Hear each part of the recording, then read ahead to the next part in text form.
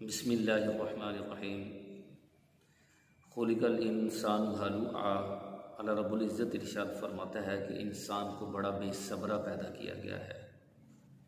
میر عبد الواحد بالگرامی سبع سنابل کے اندر ارشاد فرماتے ہیں کہ ہلوعا ایک جانور ہے جو روزانہ کی بنیاد پر 7 جنگلوں کی سرسبز و شاداب گھاس کھا جاتا ہے اور 7 کی خشک گھاس کھاتا ہے، اور روزانہ 7 دریاؤں کے برابر پانی پیتا ہے۔ تو جب رات کو سونے کے لیے بیٹھتا ہے تو خود سے خطاب کر کے کہنے لگتا ہے کہ کل کیا کھاؤں گا، حالانکہ میرا رب اسے روزانہ رزق دیتا ہے۔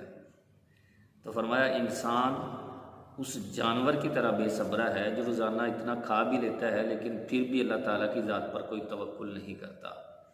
مزید ارشاد فرماتے ہیں انسان اور چونٹی یہ 2 جاندار ایسے ہیں جو خوراک کا ذخیرہ کرتے ہیں، جمع کرتے ہیں، حالانکہ اللہ رب العزت کی بقیہ اتنی مخلوق ہے، اللہ روزانہ کی بنیاد پر روزانہ رزق عطا فرماتا ہے، ان کا توکل مضبوط ہے، اللہ ان کو روزانہ عطا فرماتا ہے۔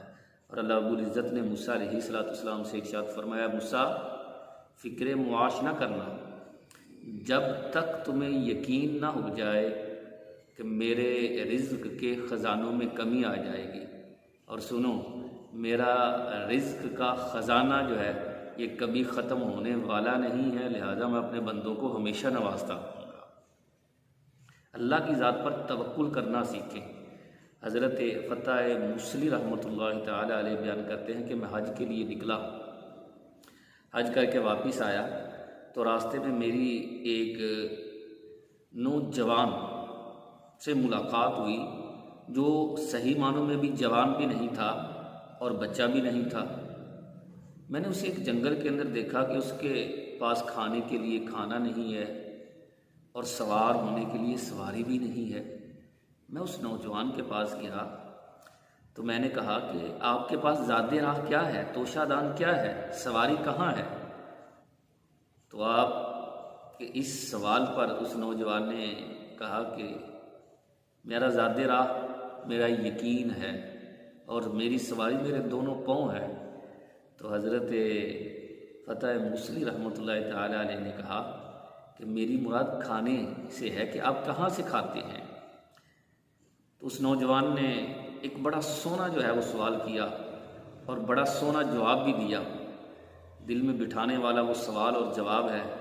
اس نے کہا ہے کہ فتح موصلی مجھے بتاؤ کہ تمہارا دوست تمہاری دعوت کرے تو کیا تم گھر سے کھانا لے کر جاؤ گے کہ ٹفن میں کھانا ساتھ لے جاؤ اور وہاں جا کر بیٹھ کر ایک سائڈ پر کھانا کھاؤ تو کیا تمہارے دوست کو اچھا لگے گا؟